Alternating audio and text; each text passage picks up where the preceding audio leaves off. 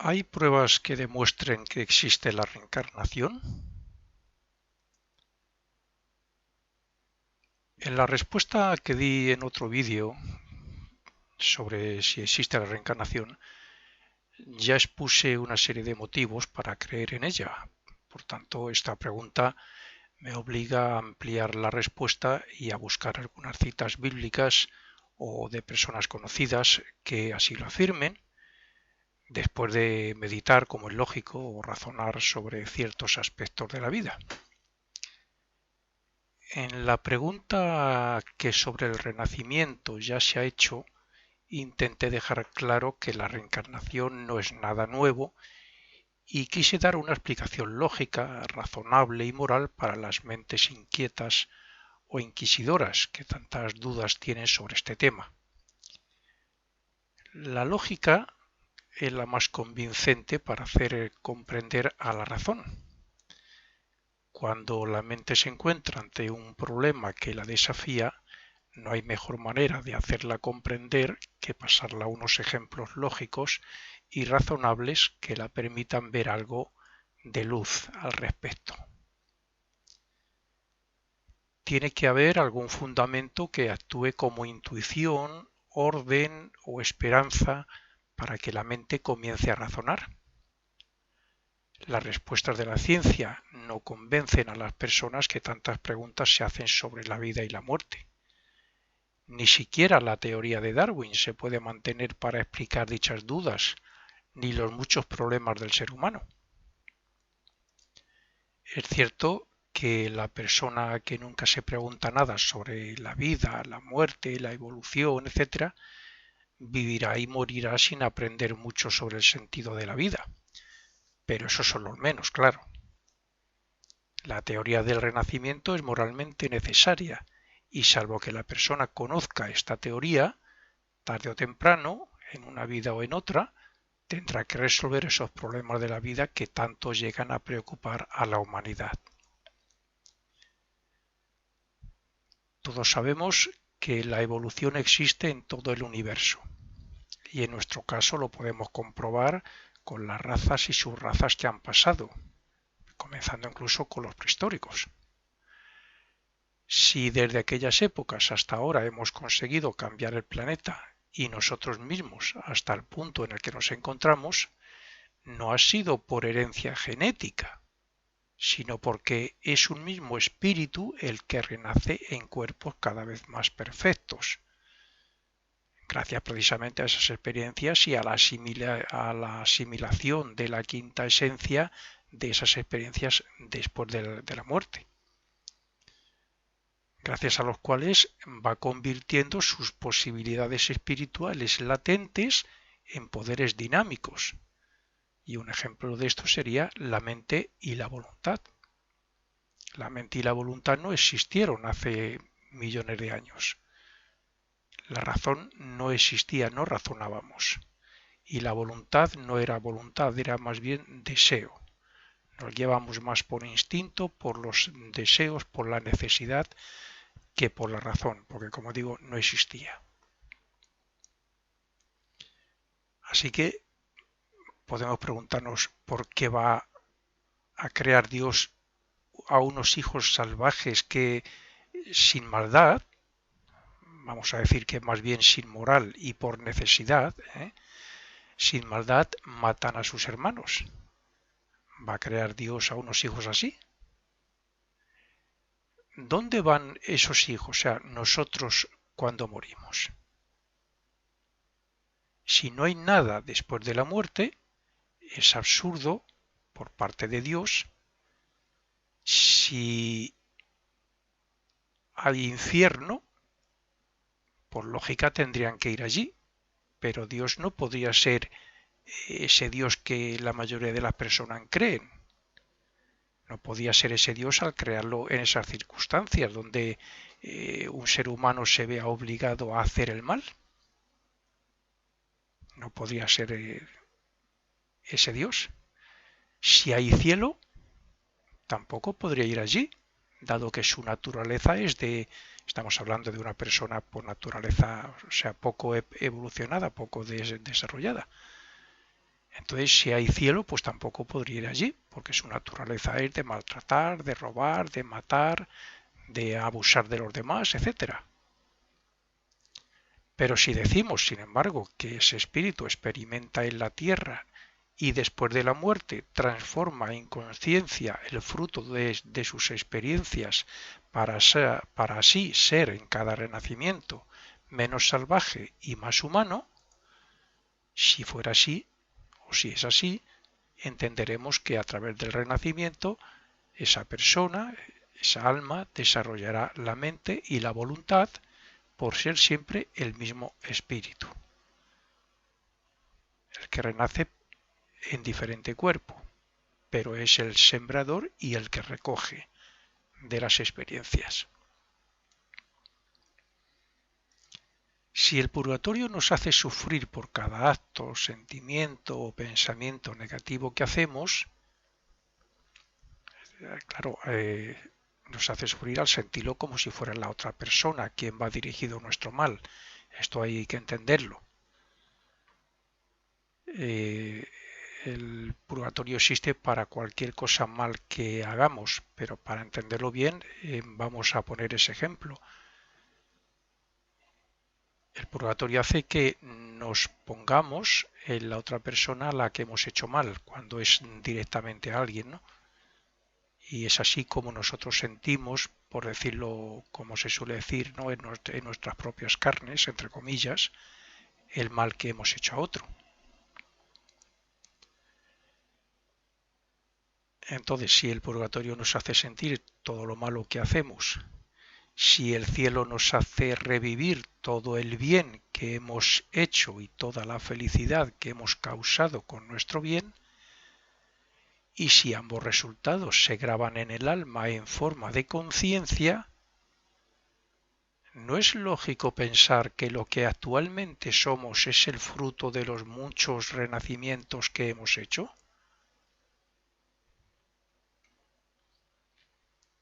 El prehistórico enseñaba a sus hijos a hacer lo mismo que él, y el hijo lo hacía orgulloso, pero a través de la evolución y del renacimiento, los padres no solo no enseñamos a hacer el mal, sino que enseñamos a hacer el bien. Eso es la evolución, pero la evolución a partir de que vamos cosechando en bien y en mal lo que vamos sembrando en cada vida. Y ese efecto del purgatorio y del cielo después de la vida es lo que se graba en esa alma para que en la próxima vida seamos mejores. Y por eso ya no enseñamos a hacer el mal, ni como medio de supervivencia, ni porque estamos en un desarrollo muy bajo como lo estábamos hace unos millones de años. Si el salvaje hace el mal como una cosa necesaria y enseña a hacer el mal a sus semejantes, poco puede evolucionar. Quizás incluso se haga más salvaje. Pero si ese ser pasa por el proceso post-mortem, explicado, lo que acabo de decir, entonces es más lógico y razonable que el hombre se encuentre donde se encuentra. Es la cosecha del pasado como conciencia y como poder anímico lo que hace que la humanidad renazca con más cualidades morales, mentales y espirituales, es decir, con un carácter cada vez más cercano a su verdadero ser. En aquel pasado estábamos muy poco tiempo en el purgatorio, porque teníamos muy pocas experiencias, no porque fueran buenas, sino porque teníamos pocas experiencias. Éramos muy inconscientes. Y casi todas eran negativas, como es lógico. Pero hoy estamos unos cuantos siglos asimilando el fruto de nuestros errores, o sea, de los malos pensamientos, del dominio, de emociones, de actos impulsivos que hacen mal, de críticas, y muy poco que se parezcan a lo que hacíamos en el pasado como salvajes. Estamos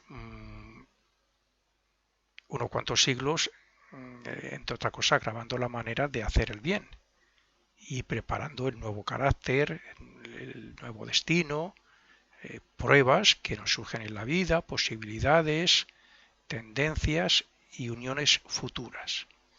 Eso es ya después de pasar por el purgatorio y el cielo. Y eso, como es lógico, es fruto ya de lo que hemos asimilado en ese purgatorio, en ese cielo, o sea, de esa mejora que hacemos después de la muerte en dicho purgatorio y en dicho cielo. Se eleva la conciencia, se desarrolla la conciencia y por lo tanto lo que se prepara para la siguiente vida siempre es superior a la anterior, al menos en conciencia. Puede ser peor en el sentido de que la persona haya hecho mucho mal. Vamos a imaginar, pues yo que sé, una persona verdaderamente malvada, un terrorista, un asesino que ha matado mucha gente, que ha hecho mucho daño. Ese tendrá un karma muy duro, pero aún así la experiencia del purgatorio y del cielo siempre es positiva y se graba en la conciencia. De hecho, es la conciencia. Como podemos comprender, son las experiencias en la tierra las que nos van haciendo más perfectos y así seguirá siendo hasta que se cumpla aquello que está escrito que dice sed perfectos como mi Padre que está en los cielos es perfectos, que dijo Cristo. El progreso y la cosecha dependerá de la siembra que hagamos con nuestros pensamientos, deseos, emociones, palabras y actos en cada vida. Pero todo eso se quedaría en nada si no fuera porque renacemos. Es el renacimiento el que nos permite extraer el fruto de nuestras vidas, el que nos da la oportunidad de despertar los poderes del espíritu, el que nos permite formarnos a nosotros mismos para que algún día cumplamos aquello que dijo Cristo de lo que yo hago también lo haréis y mayores obras aún. Y eso llegará el día que ocurrirá, porque estamos evolucionando gracias a la reencarnación.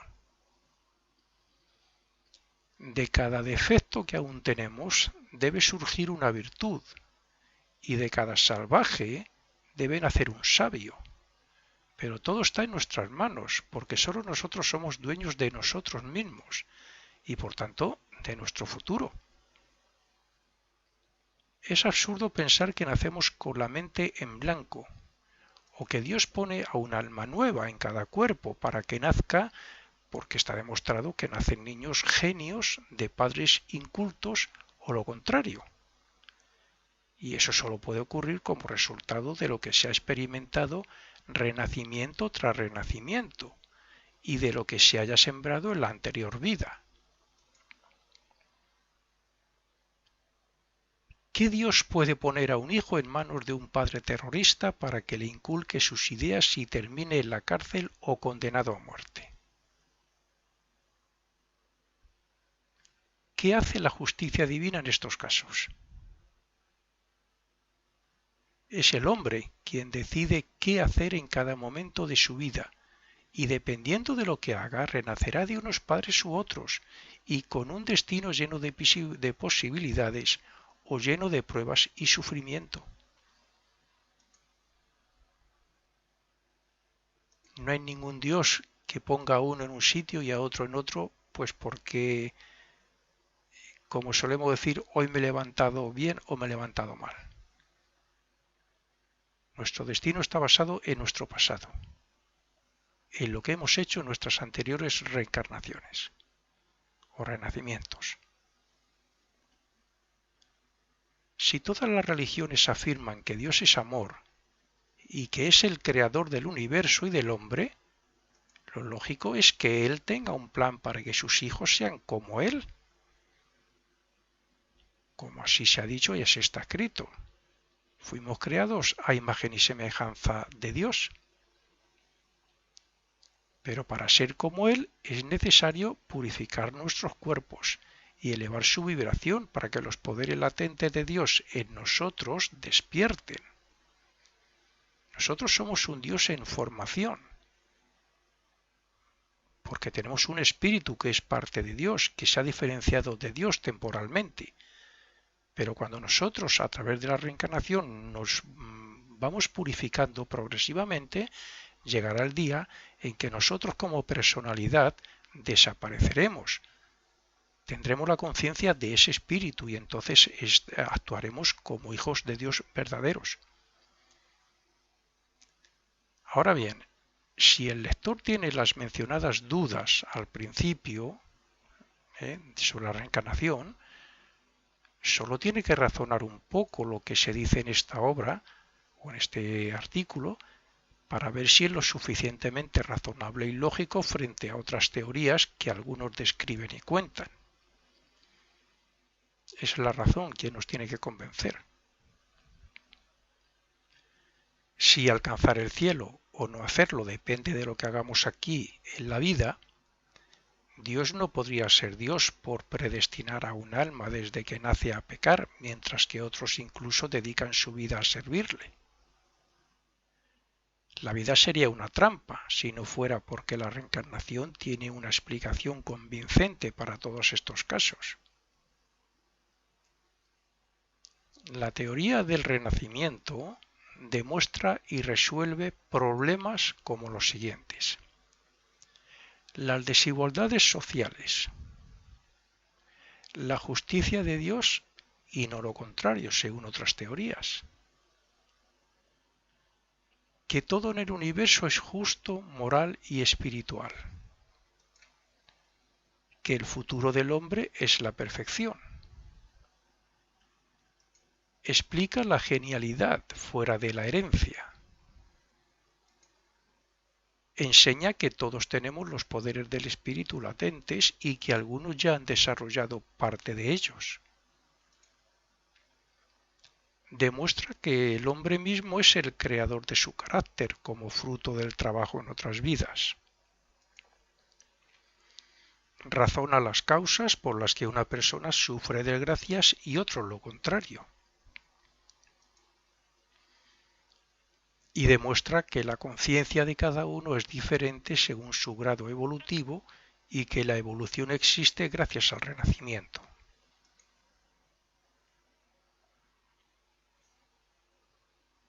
Es posible que alguien se pregunte por qué no se sigue creyendo o enseñando la teoría del renacimiento, a lo que he de responder que esta enseñanza de Cristo fue desvinculada por la Iglesia misma de aquella época, si no recuerdo mal, en el segundo concilio de Constantinopla, en el siglo XVI creo que fue. Así, la doctrina de la reencarnación ha seguido vigente para muchos escritores, poetas, filósofos y clérigos. Muy escondida, pero para algunos ha estado, y esos algunos han dado muestras de ello. La teoría del renacimiento existe desde hace miles de años, puesto que está unida a la inmortalidad del espíritu. La podemos encontrar en muchos textos sagrados hindúes, en las escrituras y en la cultura egipcia. Bueno, las enseñanzas hebreas de la Cábala también, de Buda, de Zoroastro y en la Biblia, como es lógico. Aunque la palabra reencarnación no esté escrita así. Además también de personajes que han hablado sobre ello de alguna manera, como Platón, Pitágoras o los gnósticos. Además de estas enseñanzas y escuelas antiguas, en nuestro tiempo también hay millones de personas que creen y afirman que la reencarnación existe, sobre todo los ocultistas, los budistas y algunas religiones de la India. Los primeros cristianos también enseñaron o sabían que el espíritu es inmortal, que procede de Dios y que está evolucionando gracias a las experiencias que obtiene en cada vida. Veamos algunas citas del Antiguo Testamento.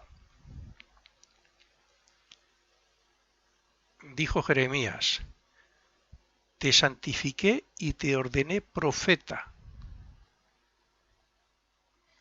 lo que indica que el alma ya existe antes de nacer y que ha hecho méritos para ordenarle profeta. Malaquías afirma que Elías regresaría, No dijo cuándo, simplemente que Elías regresaría. En el libro de la sabiduría de Salomón, dice Salomón: yo fui un niño de aguda viveza y tuve mi espíritu bueno, y por ser bueno, yo vine a un cuerpo inmaculado. En el capítulo 13 de Jueces, vemos cómo un alma es escogida para hacer un trabajo antes de nacer. En ese caso es Sansón, que debe matar a los filisteos. El historiador Josefo dice en su obra de Bello Judaico, refiriéndose a los fariseos, dice: afirman ellos que todas las almas son incorruptas, pero que sólo las buenas pasan a otros cuerpos, mientras que las malas sufren castigo eterno. Y en otro pasaje dice: los espíritus puros que vivieron de acuerdo a las leyes de Dios residirán algún día en las más bellas moradas celestiales para luego habitar cuerpos inmaculados, mientras que los que se hayan suicidado vivirán en tinieblas en los mundos inferiores. De todo esto habla y explica muy bien lo que hoy llamamos filosofía oculta, y en particular la filosofía oculta de la fraternidad Rosacruz-Maschendaele.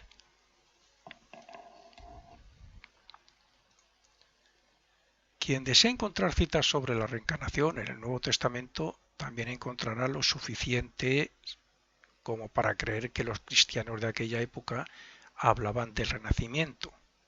Cristo mismo lo enseñaba a sus discípulos, pero este sentido está escrito también de una manera muy particular. Dice que a sus discípulos Cristo les alimentaba con carne, mientras que al pueblo le enseñaba lo mismo pero con parábolas, y por eso se dice que les alimentaba con leche. Cristo dijo: a vosotros os he dado a conocer los misterios del reino de Dios, mas a los otros por parábolas. Veamos algunas otras citas. Cuando le preguntaron a Juan el Bautista que si era Elías, estoy hablando de Juan capítulo 21, y él lo negó, está claro que estaban preguntándole que si él era la reencarnación del profeta Elías, como es lógico. Es cierto que Cristo dijo que Juan el Bautista era Elías. Y esto es así.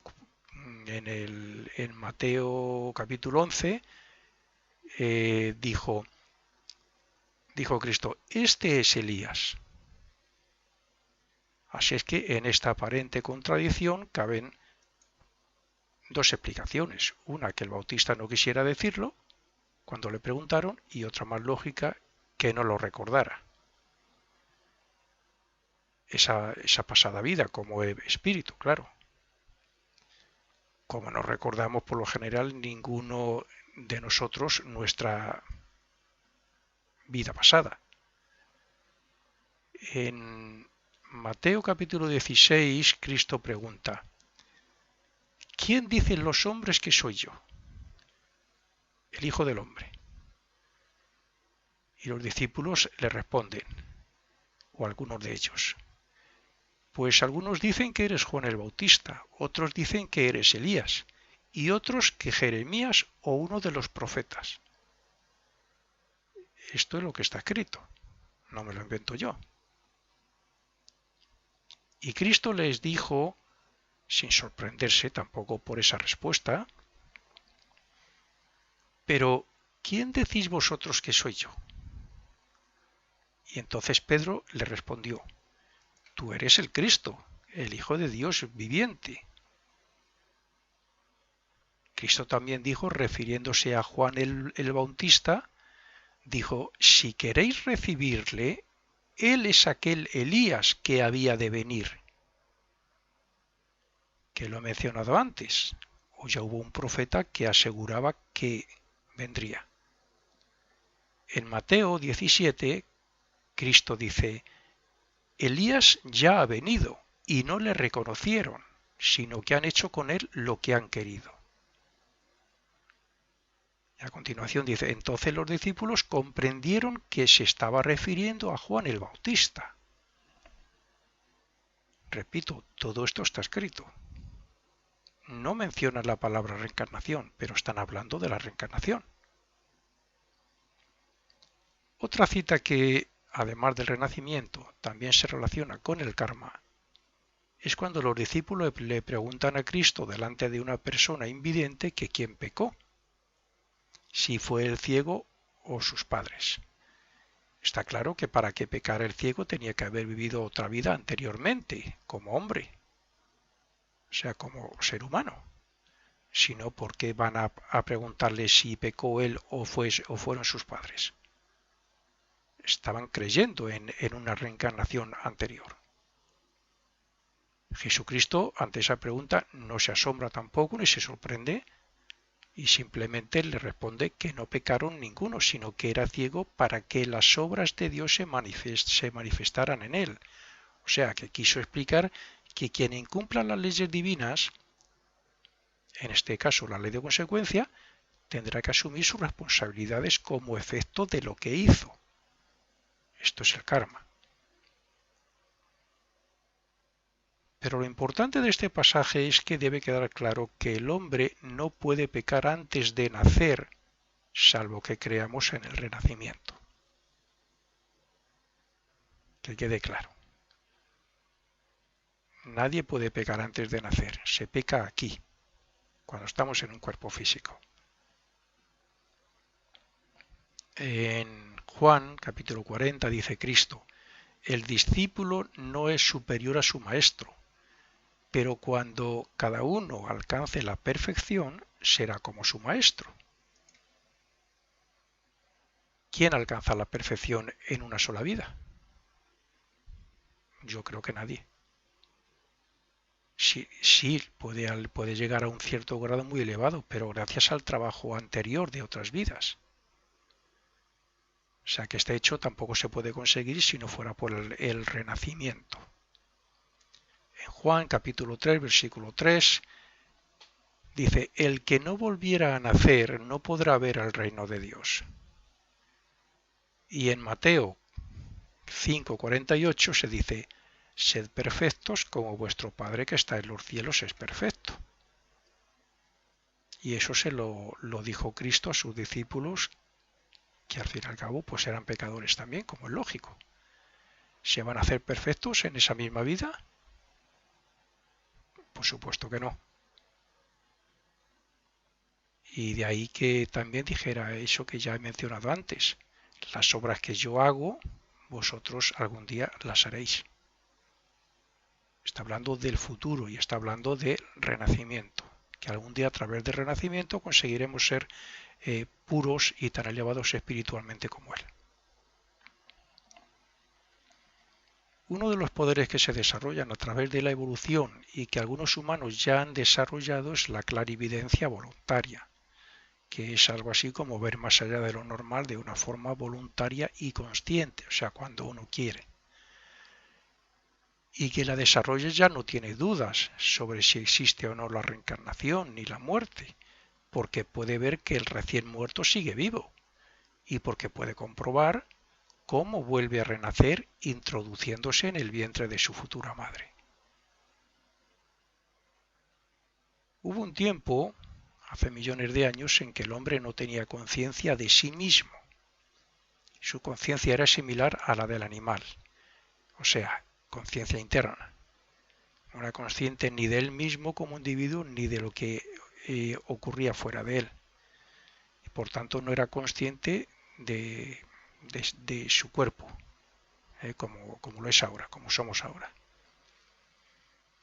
Los hechos del mundo físico despertaron la conciencia actual, pero a la vez perdimos la conciencia interna, que es como decir que dejamos de ver a los seres que evolucionan por encima de nosotros y a los mundos, dejamos de ver también a esos mundos donde se encuentran estos seres.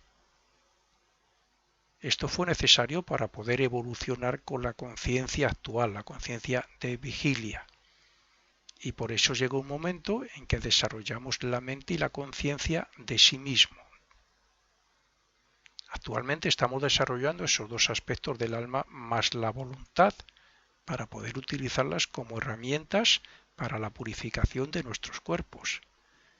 Y es a partir de ahora cuando los más desarrollados irán despertando la conciencia de esos mundos para poder comprobar que el renacimiento del alma en un cuerpo físico es un hecho real. De una forma generalizada, esta sería la explicación del por qué debe existir la reencarnación. La diferencia entre aquel antiguo hombre y el de ahora es que aquel no tenía razón para discernir ni voluntad apenas para buscar lo mejor para él, como ocurre con nuestros animales domésticos hoy. El iniciado o clarividente voluntario ya ha desarrollado los poderes suficientes como para razonar y actuar voluntariamente en esos mundos espirituales y en un futuro no necesitará renacer. El clarividente puede ver a sus familiares y amigos muertos, pero el iniciado puede abandonar su cuerpo físico voluntariamente y trabajar o colaborar con las jerarquías que pertenecen a esos mundos, entre otras muchas cosas, claro.